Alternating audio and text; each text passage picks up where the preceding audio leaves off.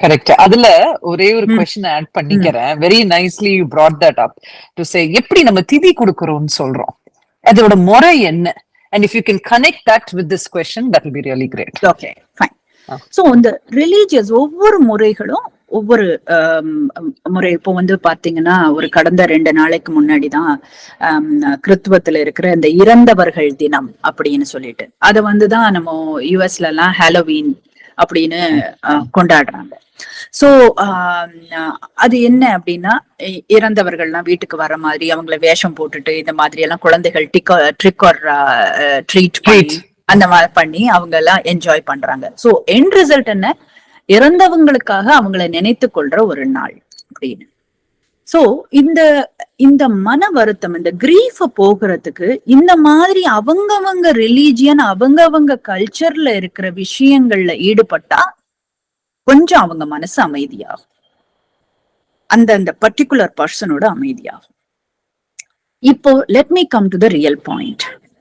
இதுல நம்ம அமைதிய பத்தி, கவுன்சிலர்ஸ் பத்தி, சைக்காலஜிஸ்ட் பத்தி, எல்லார பத்தியும் பேசிட்டோம். ஆனா இறந்தவங்களுடைய மன அமைதின்றது என்ன அப்படின்றது ரொம்ப முக்கியம்.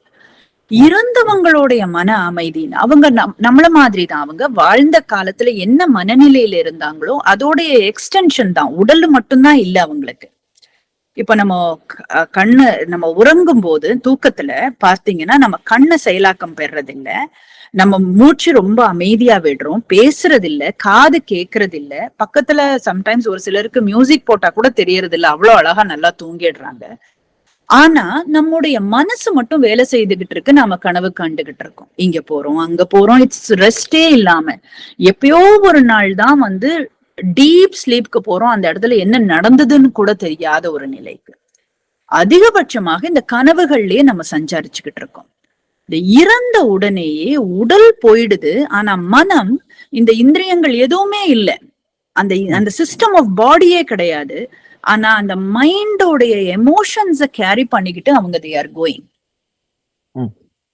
சோ இந்த நிலையில அவங்க வந்து அவங்களும் அந்த ஒரு இறக்கும் போது அவங்களுக்கு எதுவும் தெரியறது இல்ல. கார்டிசால் உடம்புல ரொம்ப அதிகமா இருக்கும், கார்டிசால் இருக்கும், அண்ட் அவங்களுடைய பெயின் எல்லாம் கொஞ்சம் கம்மியா இருக்கும், and they go in an happy state of mind. ஆனா அதுக்கு கொஞ்ச நேரம் முன்னாடி, இந்த அட்ரினல் ரஷ் எல்லாம் ஆகிறதுக்கு முன்னாடி தே வுட் ஹாவ் சீன், அது வந்து அவங்களுக்கு தோணும், நான் என் குழந்தைகளை விட்டுட்டு போறேன், என்னோட இவங்களை விட்டுட்டு போறேன், அவங்களுக்கே இந்த ஃபியர் ஆஃப் டெத் இருக்கும், எல்லாமே அவங்கள வந்து வருத்தப்படுத்தும். So it's not easy for them to overcome their grief. அந்த மூமெண்ட்ல ஓவர்கம் பண்றது கொஞ்சம் கஷ்டம்.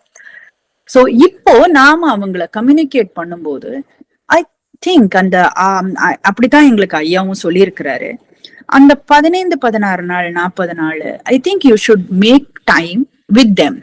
அவங்க கூட ஒரு மீட்டிங்க்கு ஒரு அப்பாயின்மெண்ட் ஃபிக்ஸ் பண்ணிக்கிற மாதிரி ஒரு டைமிங் பண்ணுங்க. விளக்கேத்துங்க, கேண்டில் ஏத்துங்க, இல்ல ஜஸ்ட் உங்களுடைய பிரேயர் ரூம்ல உட்காந்து ப்ரே பண்ணுங்க. ஒரு பர்டிகுலர் டைம்ல அவங்களோட பேசுங்க மனம் விட்டு. ஐ நோ தட் நீங்க இருக்கிறீங்கன்றது எனக்கு உண்மையா உணர்ந்தீங்கன்னா பேசுங்க. அவங்க இருக்கிறாங்கன்றத நம்பினீங்கன்னா சொல்லுங்க. நம்பிக்கை இல்லாம சொன்னீங்கன்னா அது அவங்களுக்கு ஹெல்ப்ஃபுல்லா இருக்காது. நம்புங்க அவங்க இருக்கிறாங்கன்றத, நம்பி டாக் டு தெம். இந்த மாதிரி ஐ நோ தட் நான் இவ்வளவு கிரீஃப்ல இருந்தா நீயும் இவ்வளவு கிரீஃப்ல இருப்ப, நீயும் இவ்வளவு கிரீஃப்ல இருப்பீங்கன்னு எனக்கு தெரியும். So let us move on. இது வந்து இவ்வளவு நாள் we were all together, so let's move on in this அப்படின்னு சொல்லி அந்த பேச ஆரம்பிங்க. இது அவங்களுக்கு அமைதியை கொடுக்கும். ஐயா சொல்லும் போது சொல்லியிருக்கிறாரு, இந்த மாதிரி ஒரு நிலைகள் வந்து அவங்களுக்கு அடுத்த கட்டத்துக்கு, ஓகே நான் இறந்துட்டேன்ற அந்த புரிதலுக்கு ரொம்ப ரொம்ப ஹெல்ப்ஃபுல்லா இருக்கு அப்படின்னு சொல்லியிருக்காரு. அதுக்கு அடுத்தது நாம செய்யற இந்த வழிமுறைகள், திதி. இப்போ அந்த காலகட்டங்கள்ல நம்மளுடைய ரிலீஜியனை பேஸ் பண்ணி ஒரு சில கம்யூனிட்டிஸ் வந்து இது இப்படித்தான் பண்ணணும் இப்படித்தான் பண்ணணும்னு ரொம்ப ஒரு ஃபார்மல் சிஸ்டமா கொண்டு வந்துட்டாங்க. ஆனா ஆத்மாக்களை கேட்கும்போது அப்படி இல்லை அப்படின்னு சொல்றாங்க நிறைய பேர். அதுக்கு ஒரு உதாரணம் நான் சொல்ல விரும்புறேன். சமீபமா ஒருவர் வந்து பிரெயின் ஹெமரேஜ்ல அவரு இறந்துட்டாரு. அவர் வந்து தன்னுடைய குழந்தைகளுக்கிட்டையும் இவங்க கிட்டையும் டாக்டர்ஸ் கிட்டையும் ஒரு தன்னுடைய பாடி ஆர்கன் டொனேஷன்ஸ் அவர் பண்ணி வச்சிருந்தாரு.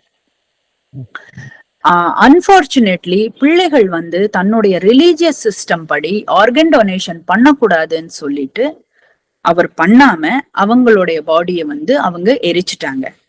திதி கொடுத்தாங்க, அந்த பிரேயர் பண்ணாங்க, ஃபியூனரல் எல்லாம் பெர்ஃபெக்டா அவங்களுடைய நம்பிக்கைக்கு ஏத்த மாதிரி பண்ணாங்க.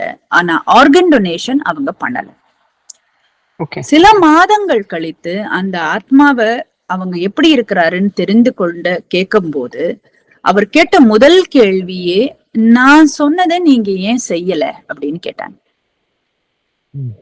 நீங்க ஆர்கன் டொனேஷன் பண்ணிட்டீங்களா அப்படின்னு. இல்ல பண்ணல, அது பண்ணக்கூடாதுன்னு மத்தவங்க அந்த ரிலீஜியனை சேர்ந்த மத்தவங்க சொல்லிட்டாங்க, உறவினர்கள் சொல்லிட்டாங்க அப்படின்னு சொன்னாங்க.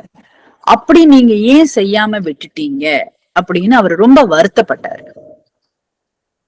அந்த திதி அந்த விஷயங்கள்லாம் அவர் மனசுக்குள்ளேயே போகல, அவருடைய அந்த இயல்புகளுக்குள்ளேயே போகல. சோ அந்த இறக்குறவங்க என்ன வேணும்னு கேட்டாங்கன்றது ரொம்ப ரொம்ப முக்கியம். அந்த கடைசி ஆசைன்னு சொல்றோம் இல்லைங்களா, அப்ப அந்த கடைசி ஆசை அப்படின்றது அவங்க நினைக்கிற கடைசி ஆசை இல்ல. என் பெண்ணுக்கு கல்யாணம் பண்ணணும், என்னோட பையனுக்கு கல்யாணம் பண்ணணும், பேர குழந்தைய பாக்கணும்ன்றது மட்டும் கடைசி ஆசையா இருக்கணும். அந்த கடைசி பயணத்திற்கான ஆசை என்னன்னு நம்ம தெரிஞ்சு வச்சுக்கணும். ஓகே, கடைசி ஆசை என்பது அவர்களுக்கு இருக்கக்கூடிய உலகத்துல இருக்கிற கடைசி ஆசை மட்டும் இல்ல, அந்த உடலை பற்றிய கடைசி, அதை பற்றி நீங்க என்ன செய்யணும்னு நினைக்கிறீங்க, what do you want to do about the death, what is your belief after the death ன்னு ஒவ்வொருத்தரும் சொல்லி வைக்கிறது தப்பில்லை, அதை ஃபாலோ பண்றதும் தப்பில்லை.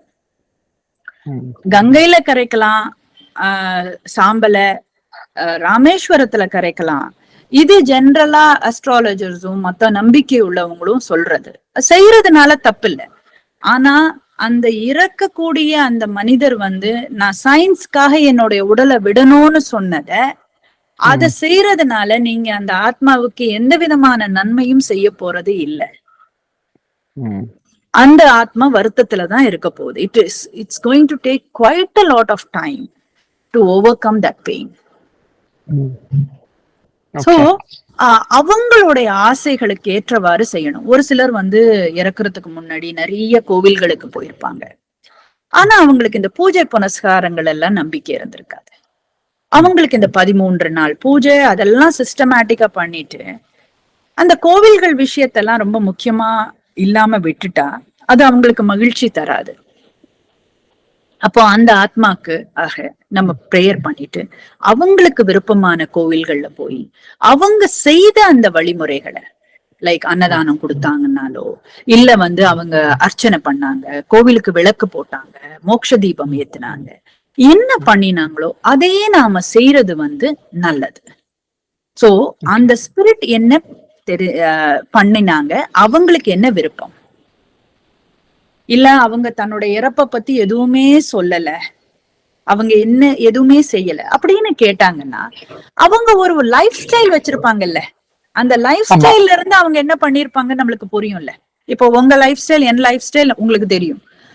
பர்த்டேனாலோ ஏதோ விஷயம் இருந்தாலோ நம்ம எல்லாருக்கும் சாப்பாடு கொடுப்போம், ஏதாவது வந்து நல்ல காரியங்கள் செய்யணும்னு நினைப்போம், ஹெல்த் விஷயங்கள் யாருக்காவது ஹெல்ப் பண்ணலாமான்னு நினைப்போம், இல்ல வந்து ஏதாவது ஒரு ப்ராஜெக்ட் எடுத்துட்டு அவங்களுக்காக நல்லது செய்யணும்னு நினைப்போம், சம் சோசியல் காஸ் எடுத்துப்போம். இதுவே நமக்கு தெரியும். நீங்க நம்ம இப்போ ஒருவேளை என்னுடைய ஒரு மறைவிற்கு பின்னரு நீங்க வந்து இதெல்லாம் செய்யாம அந்த 13 நாள் காரியம் இதெல்லாம் செய்தீங்கன்னா உண்மையாவே I will not be happy. So ஒவ்வொருத்தரும் we are all going to die. அந்த டெத் எப்படி இருக்கணும், ஆஃப்டர் டெத் ப்ராசஸ் என்ன இருக்கணும்னு நமக்கு சொல்றதுக்கான உரிமை இருக்கு. நம்ம விருப்பத்தை ஃபாலோ பண்றதுக்கான உரிமை அவங்களுக்கும் இருக்கு, நம்ம கித்தனுக்கு ஃபேமிலிக்கு. அதுதான் உண்மையாவே ஒருவருக்கு ஒருவர் செய்யற நல்லதுன்னு நான் நினைக்கிறேன். ரிச்சுவலிஸ்டிக்கா இதுதான் செய்யணும் இததான் செய்யணும்னு சொல்றது வந்து it is not that important அப்படின்றத இந்த ஆத்மாக்களுடைய அனுபவங்கள் மூலமாக நான் புரிஞ்சுக்கிட்டேன்.